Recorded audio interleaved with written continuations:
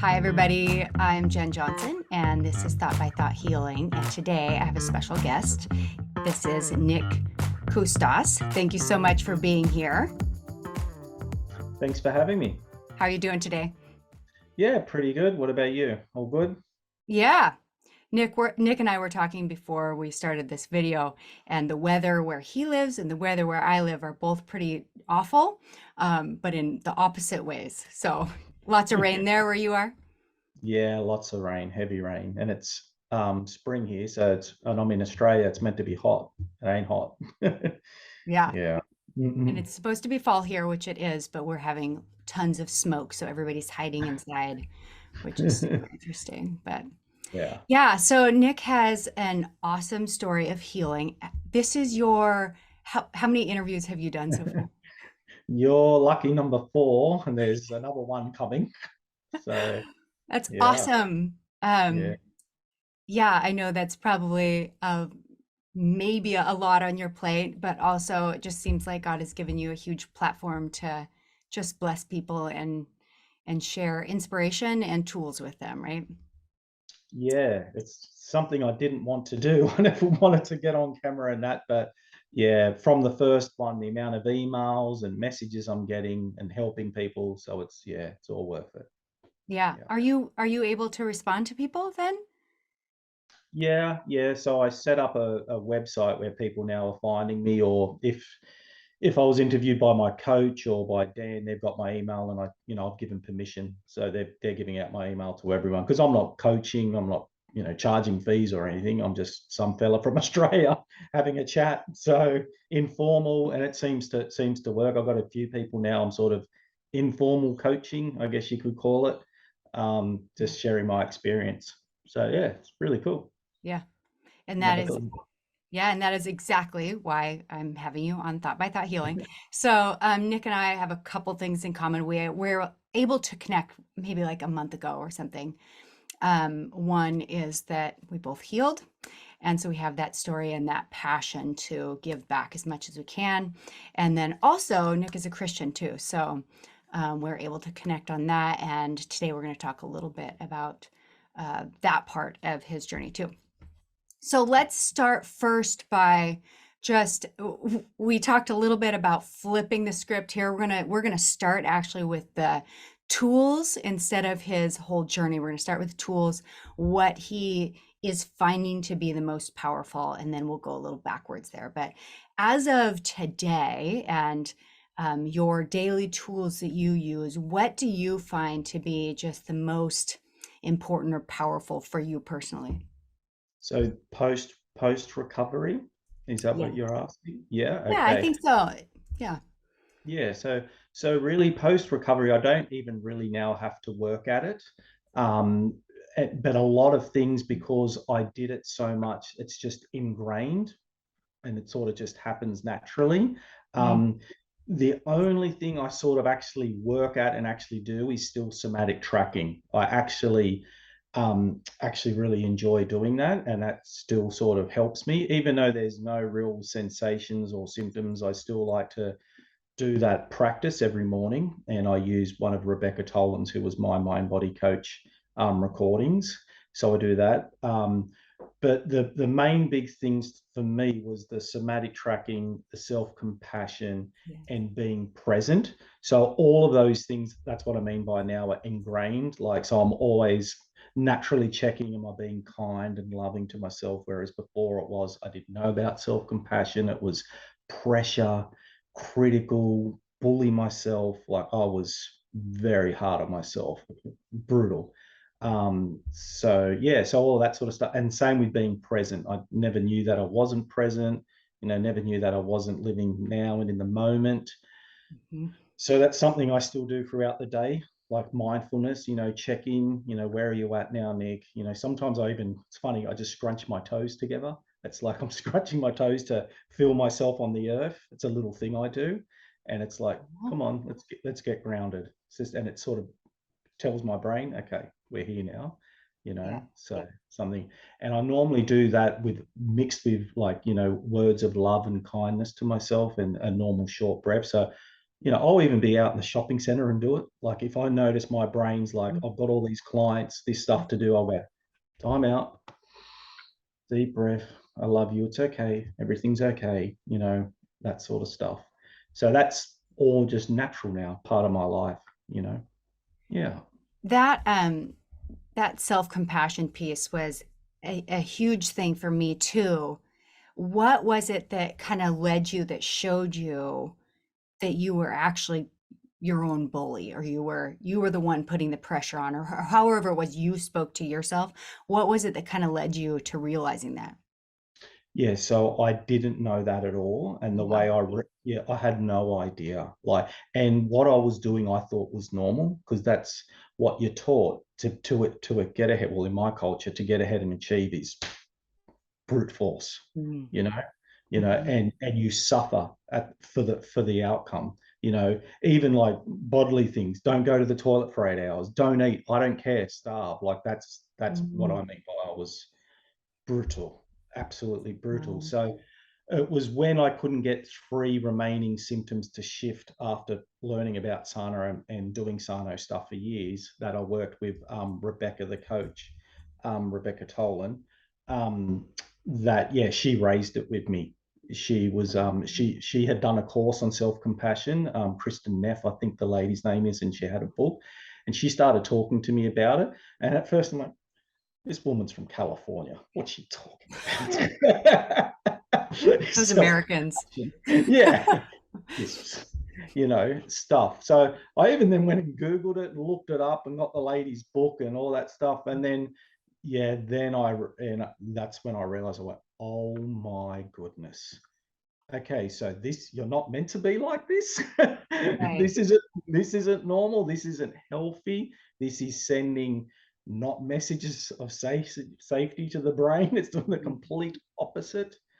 So it's, yeah, so having someone tell me about it, getting the awareness, and then just gradually picking through it, identifying it throughout the day.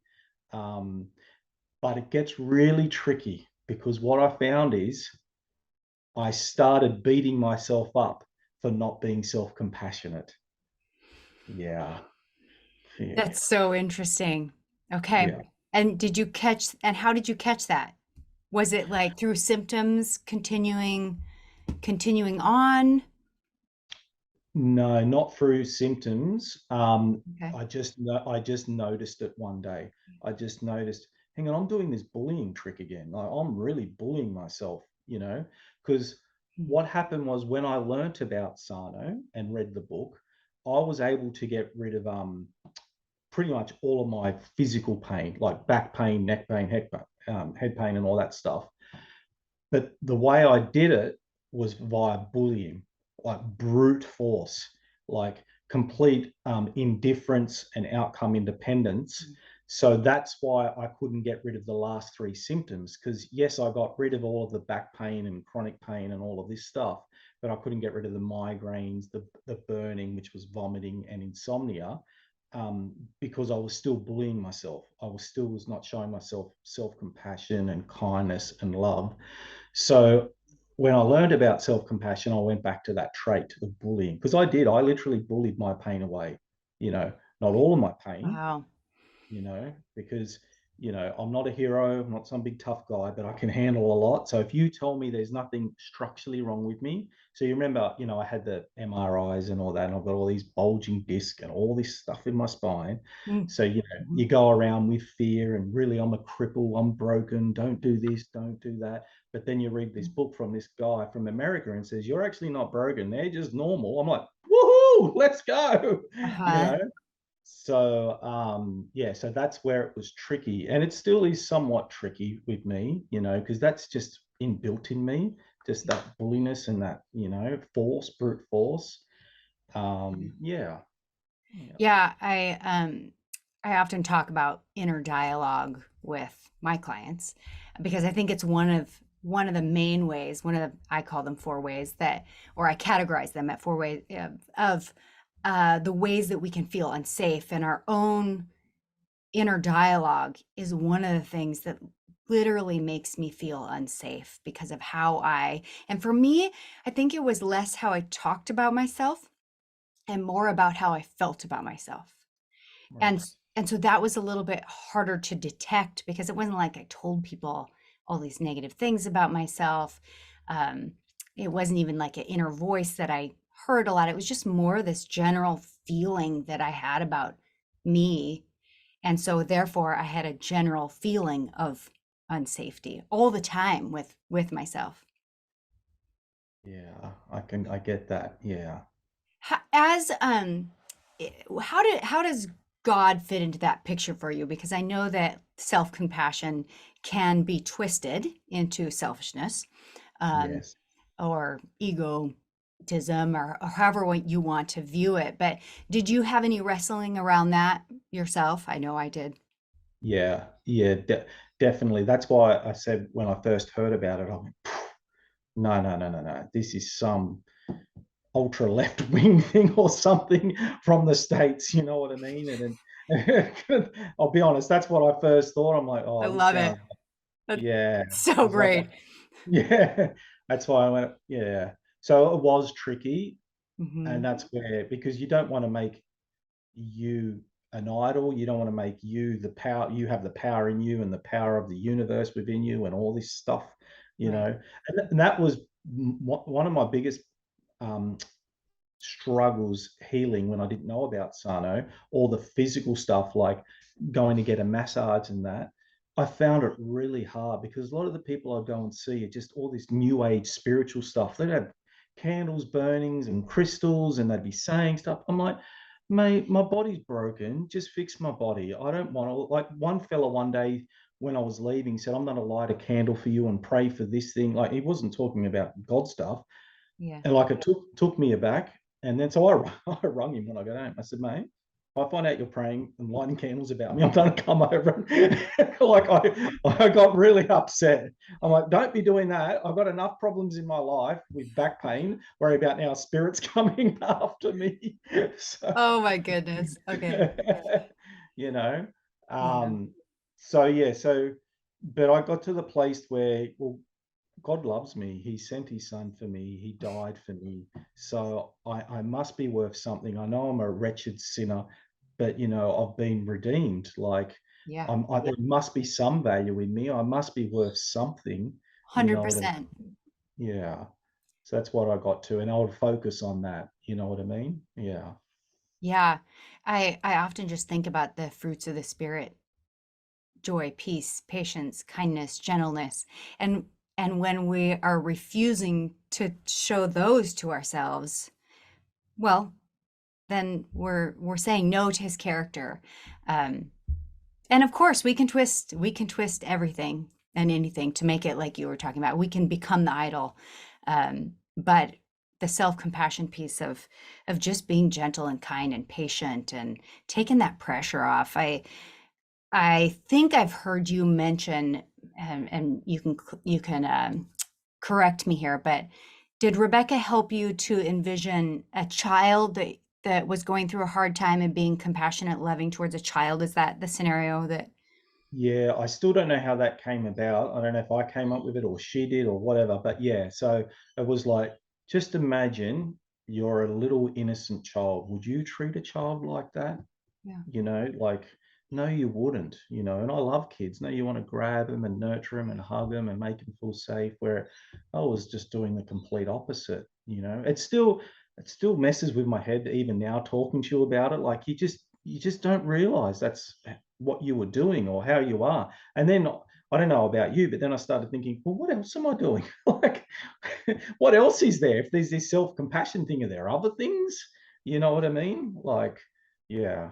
Like other big ideas that you've um, ignored and cast aside because you had this stigma around it. Is that what you mean? Yeah, yeah, yeah, definitely. And Yeah. even now I'm recovered, I'm still on some personal journey. Like I'm still always examining myself and checking in and, just Yeah. trying to find out, who I am, all that sort of stuff. Because I never really knew who I was. And that's why I had a lot of mental health problems when I was younger. I didn't really have an identity. You know what I mean? I take on other people's sort of identities and mannerisms and that. So it's been a bit of a, yeah, interesting process, this whole thing.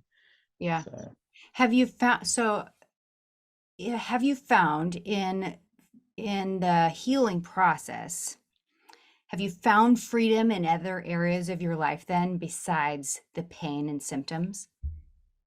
yeah, yeah, I would say so. And I, I think the main thing is that self compassion piece, just being so much kinder and gentler to myself. Yeah. You know what I mean? Not being so hard and brutal. Like, because when you then experience life with kindness and self compassion, it's completely different. Because I didn't know any better. Like I started feeling different. I went, geez, I just feel so different. I just feel a lot. I don't know how to explain it. Like lighter, more energy. You know, better in myself. You Yeah. know, yeah. So it's so much nicer living like that than push, push, push, push. Someone poking you all day. You know. Yeah.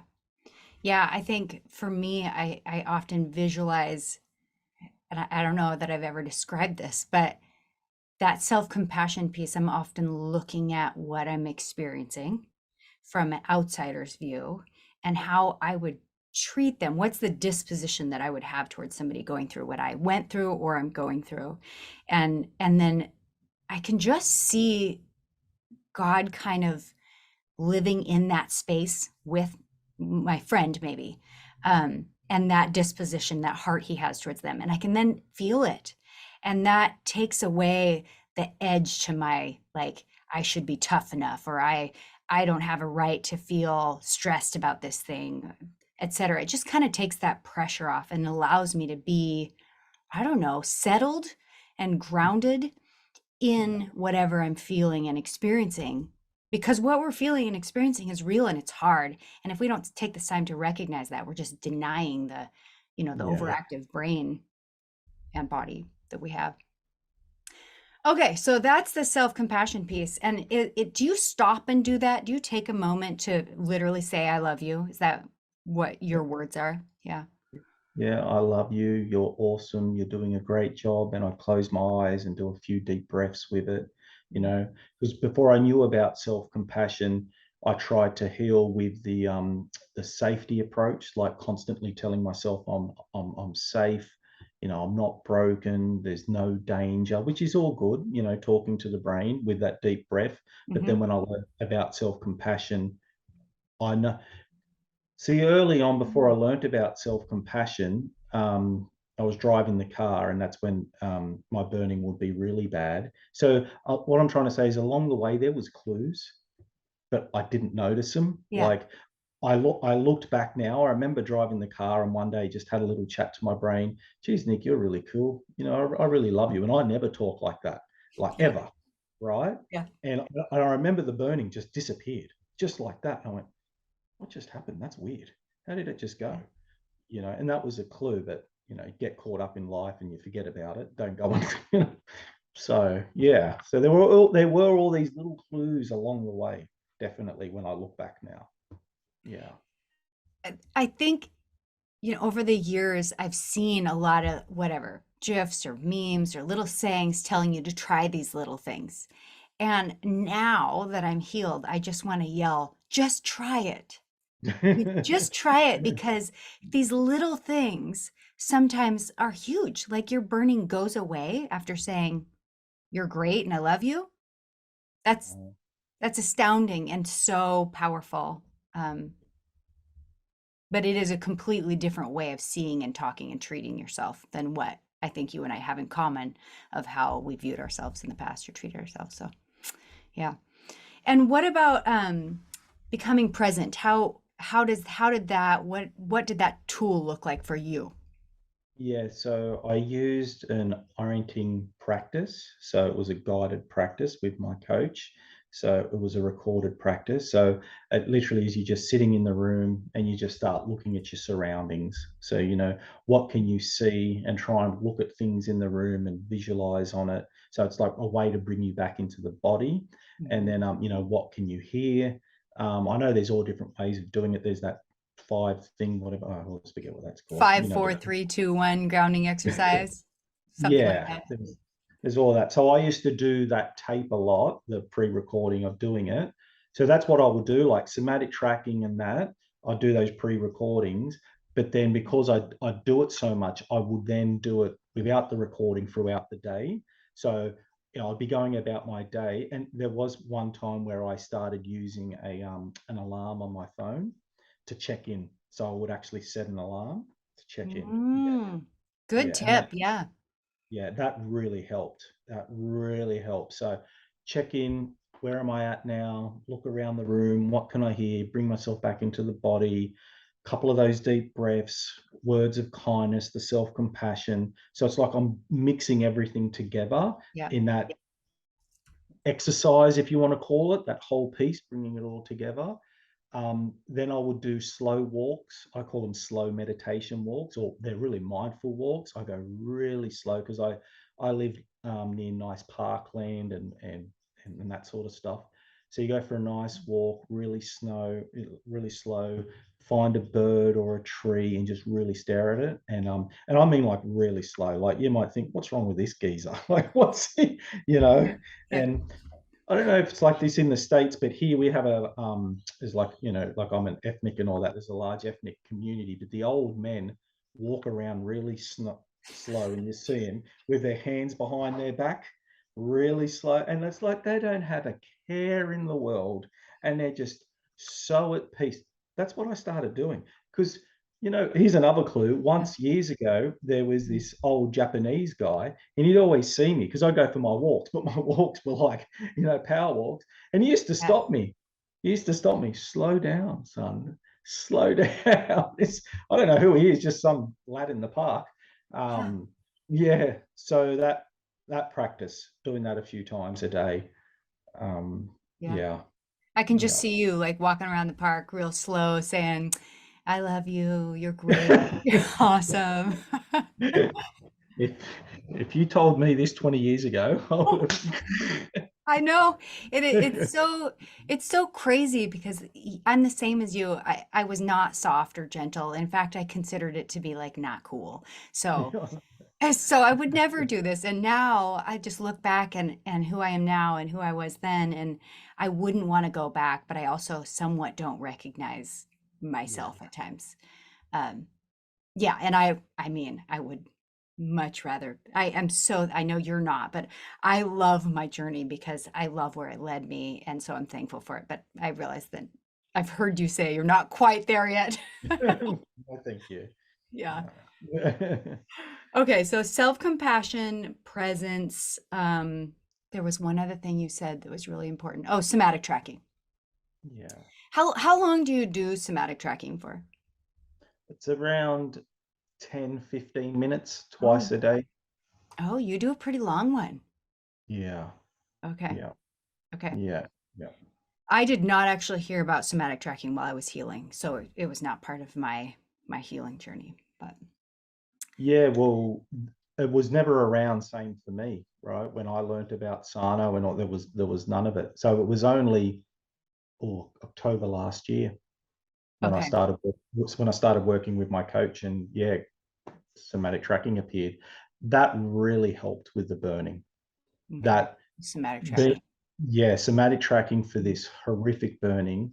It was just a way to be present, Mm, to observe that sensation from a place of safety, yeah, and teach the brain, or teach even me consciously, that it's not that bad and not that dangerous. Like, because I had tried bullying my way out of burning, and it does not work. yeah, It would it would go crazy. And I mean, I would be covered in sweat. It was that bad. And my whole body would start to shut down.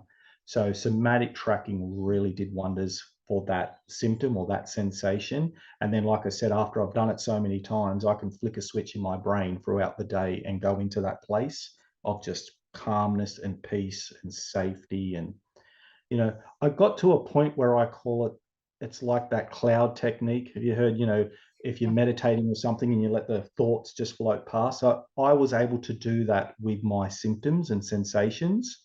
if I'd notice them, they just became clouds, and I'll just let them float past. I wouldn't even have to work about it. I just like flick a switch, and they will just float past and they'll disappear. Yeah.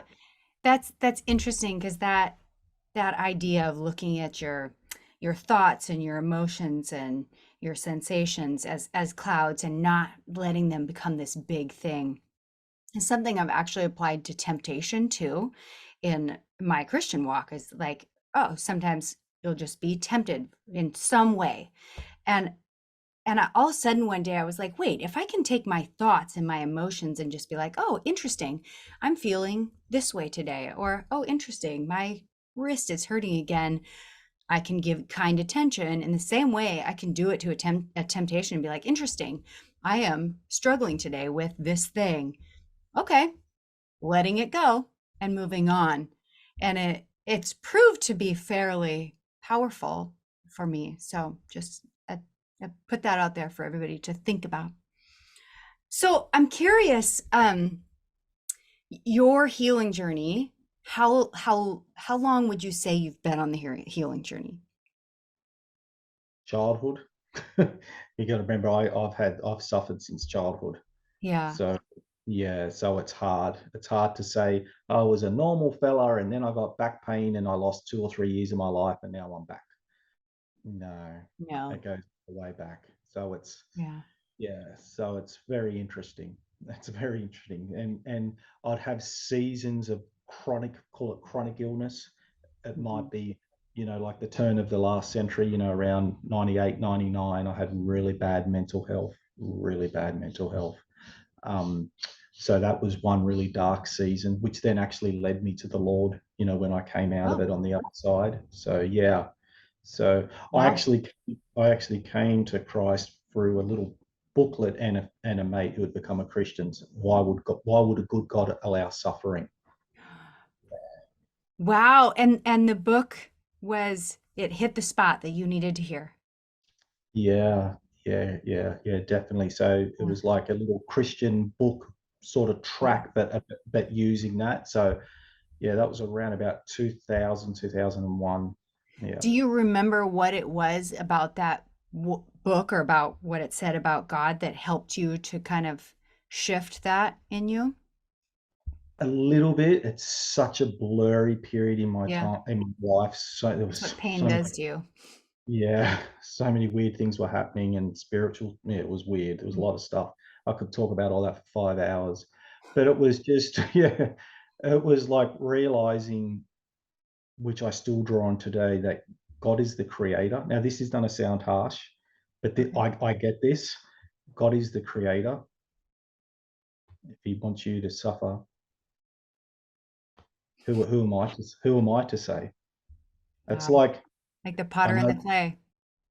I know that's really hard for people to get, and I get it. But I'm like, if I made something and it told me off, and challenged me, my pride would kick Ah, in, and I'm like, well, hang on, the being that created everything yeah. like that has that much power, because that still hurts my head when I think about it.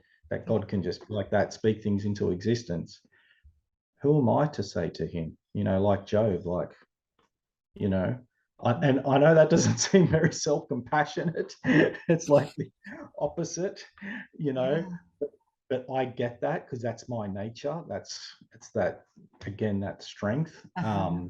Uh-huh. Yeah, but there was parts in that book which also talked about the other side. Well, it's not, God's given us a free will, because God doesn't want us to be robots, because then if we're robots, our love isn't really genuine, because God's Mhm. a God of love, and he wants Mhm. to express his love to the world, and wants to receive it back. And so there was that part of as Mm. well, which Yeah, I get as well, because we need to, you've got to have a free will, so it's not really God doing it. But look, and then you can get into full theological debates about this stuff, absolutely. predestination and all this stuff, and I'm just like, oh, no, no, no. Yeah, that was prior to me ending up in chronic pain. I started really doubting and grappling with my faith around some of the things that you're talking about.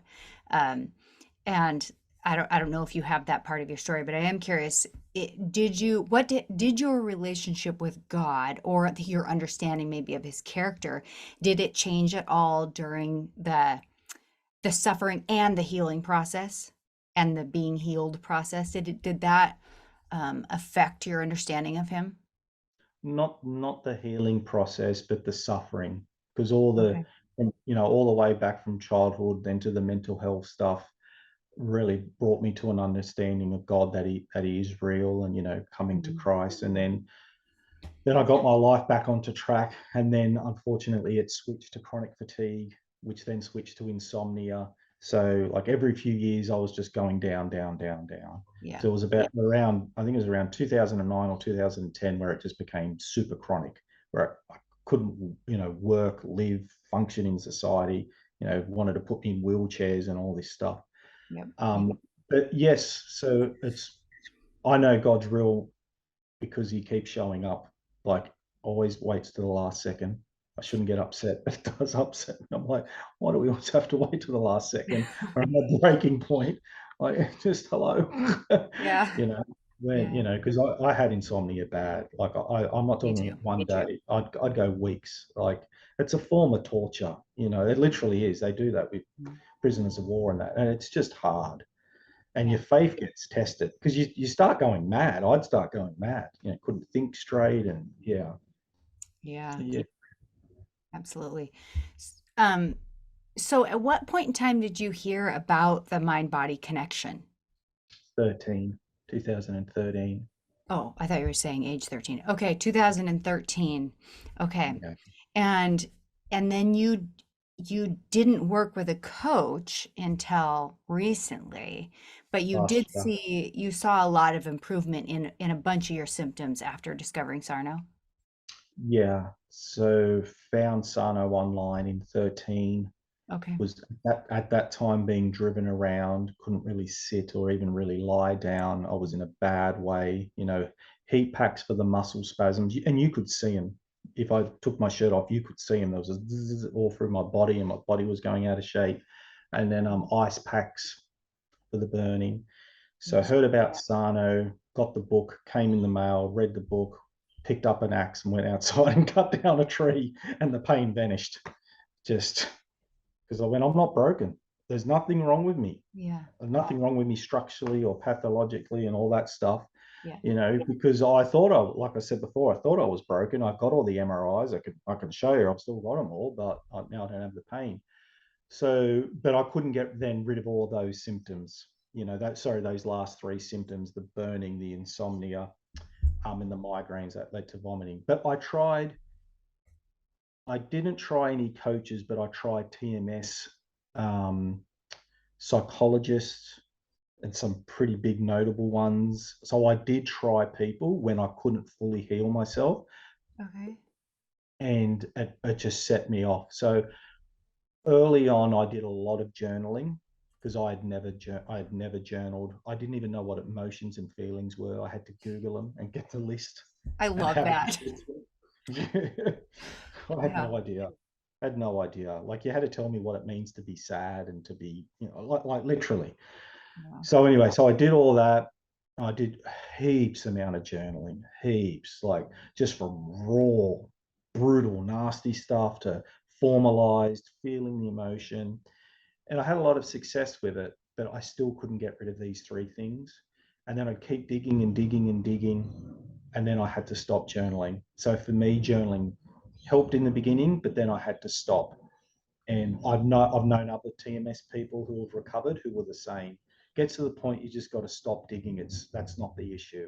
You've done Right. enough emotional work. It's done. So when I went and saw these TMS, gurus, psychiatrists and psychologists and all that who are known in the industry, it just sent me nuts because it was all about feelings and emotions, and just didn't work. I'd done it all. I didn't. It's not what I needed. I needed to know about self-compassion and being present and somatic tracking and indifference. I needed to learn to do indifference in a loving, gentle, kind way. You know, instead of Indifference to your sensations. yeah, Yeah. yeah, yeah, yeah. Yeah. So That's powerful. It's been an interesting journey and it's been messy at times. Like it can get really messy. Like things will work for a while and then they'll stop and it will Hmm. sort of, cause Yep. flare ups and other things will work. And so, yeah, Do you feel like you went through a myriad of a bunch of different, I guess, tools before you discovered what your solid three were then? yeah, definitely. And would 100%. you suggest, I mean, when you look back on that, was that what you needed? Was to go through those different tools and try them out and Yeah. yeah. Do you have any regrets in that part of your journey? No, because I don't think the three tools that ended up working would have worked if I hadn't done all of the journaling. Yeah. So Oh, yeah. Yeah. 100%, Yeah. 100%. And I'll still even journal now, even though I tell you that doesn't help me, but I'll journal now with life stuff. I'm not talking about going back to past. I do not do that. That's There done. it is. Today stuff. What's going on in Nick's life today? You know, I'll again, part of my process of stopping throughout the day is what am I feeling emotionally now? And I'll say that to myself. What am I feeling emotionally now? Yeah. Okay. And sometimes that's enough. Sometimes it's not. Go and get the pen and paper and just write it out Yep. and rip it up, chuck it in the bin and move on. Yep. That is my story too, actually. So for the first, I would say for, I don't know, 3 or 4 months, I did, like you're talking, a deep dive of all the childhood and adult, like real emotions, get those out, discover the subconscious, because that thing is tricky. Yeah. And then at one point in time, I was like, hmm, I'm done with Yeah. the past. Yeah. And you're right, there's no need to keep going through things you've already gone through. But that writing piece is incredibly powerful. When I know something's stressful in my life now, and I can't quite do it with like a somatic practice or something in the spot, then I'll go to the writing. And for me, it's really empowering. Yeah. Totally agree. I think everyone should be doing that, you know. That's I'm not a big believer in saying to people, you must do this and must do that because we're all different, everything works. But Yeah. I actually think for life stuff right now, stresses, I think everyone should just get a pen and paper and write it out. Yeah. I really do. It does wonders. Looking back, I would have loved to have done it as a child. I don't know, you know. Oh gosh, it was one of the Dr. David. Oh yeah, I know the doctor you Oh mean. gosh, one of the Dr. Davids is developing a program for high schools so that they can go in and teach because and my second job besides being a coach is at a high school. And so I just love this because we do not have tools like this being taught to our kids so they don't know. I mean, I was in a class the other day and they were asking kids how they handle with their stress and their answers were things like eat food. You know, and I'm like, oh my gosh, like this is terrible. You know, there's no corrective Yeah, response to that. A couple people said breathing types of things, but there's not enough information out there. So, okay. I have one more question before we close up, but you know, we and I myself included often talk about doing the work of healing. Do you have any words of advice about that for people who I don't know that are just starting the journey and reading about it and or people that are still in the process but kind of feeling stuck. Do you have any thoughts on that? I noticed repetition is key. It's like it's like the brain takes a while to get it. Yeah. So even though symptoms may not be shifting as quick as we want, Yeah. and that can be a problem if you can be a clock watcher, as Sano used to talk about, and that then puts pressure on you. Um, so I'll give you an example, and you may have heard me talk about this. My being able to run again, you Mhm. know, working with my coach, doing graded exposure with self compassion. So I went through that whole process, and the pain just kept getting worse and worse and worse. To I was struggling to bend over and put my shoes and socks on, but I just kept at it with love, kindness, self-compassion. I wasn't bullying myself, you know, and it took 9 days of crippling pain for the brain to get the message. And I never wavered. I never lost hope Mm.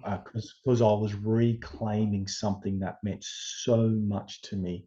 That meant the world to me, and I could feel that it was about to come back to me.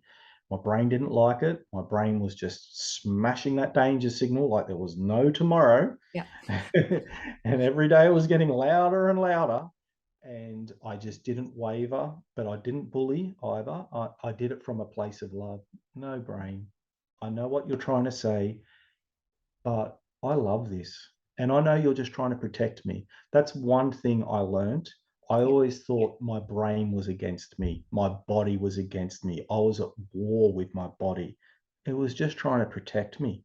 It was screaming at me in love, and I just didn't understand it. So that really was a big Mhm. shift for me. So my message is of hope. Like I'll be honest, I'm not the smartest guy going around. I'm not a feely sort of guy. I'm a blokey bloke. Like, and I've had every symptom under the sun. Like, if you want to send me an email with your list, I guarantee you I've got more on my list. and, Yeah, and and I have heard your story, but we didn't go over that today, and we don't need to. But just so yeah. everybody watching or listening on the podcast knows, I mean, Nick's list is it's it's pretty awesome. It's, it's impressive.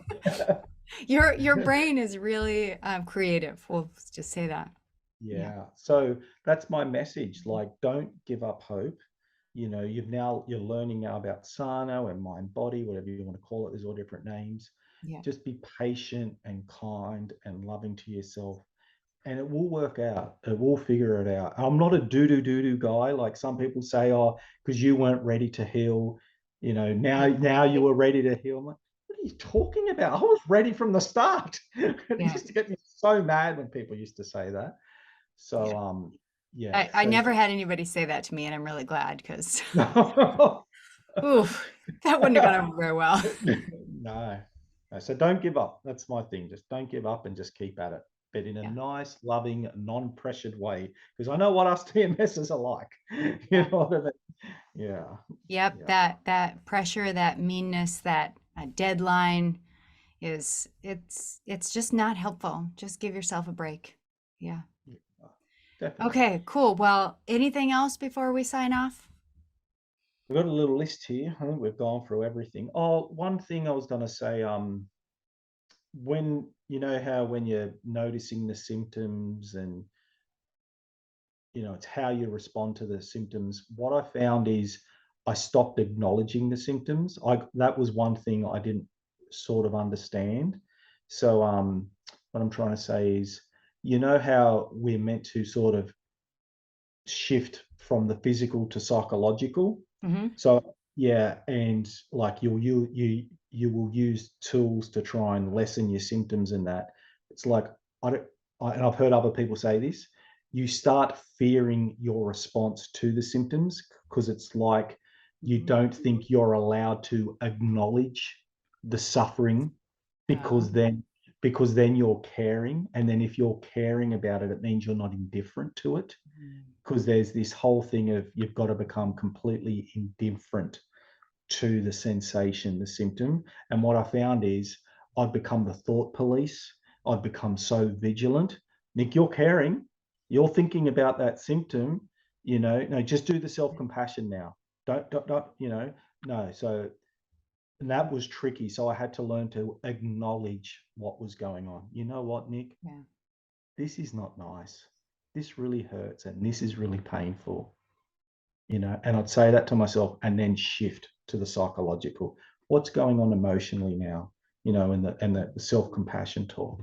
I just wanted to raise that because I've seen a few people I've spoken to and a few people in the comments online and stuff. We start fearing the fear. Yeah. That's what I'm. Yeah, yeah, Yeah. I think Dan Sarno puts, or Dan Sarno, that's funny. yeah. Oh, he would love that. It was. Dan Buglio says something like, "You be aware, but don't give it your undivided attention. Don't be Yeah, aware, don't give it the negative attention, because yeah, your sensations, they're screaming for your attention, and to pretend like it's not screaming is like ignoring a child that's just wanting to be loved. So giving it that attention, and then saying, hey, what are we actually crying about psychologically? What is happening here? So, Well yeah. said. That's what I was trying to say. Great. Okay. Well, thank you so much for your time. You don't have to get off the call quite yet. I will end this Zoom meeting, and then you and I can catch up a little bit more. But thank you, everybody else, for watching, and I will see you again next week. Thanks so much. Bye.